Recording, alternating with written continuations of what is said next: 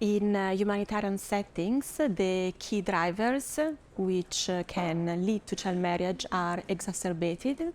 Some examples of key drivers are, for example, poverty and lack of access to income-generating activities for families, and for girls, lack of access to education, but also lack of alternatives to child marriage. In most cases, married girls are really invisible to the humanitarian community. They are isolated, they are confined at homes, and because this practice is accepted within the community, it's very difficult for them to come into contact with services.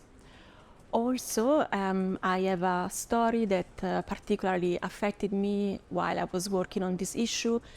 It's the story of a girl who she married very young, and one day she refused to have intimate relationship with her husband, and therefore her husband, in order to reassert his power, decided to tie her up and to force them to have sexual relationship with him and also with his friends. Plan International works with girls in order to make sure that they can access education, because we know that lack of access to education is one of the main factors why girls get married. We also work with families and communities in order to address all the harmful norms that might promote child marriage at community level.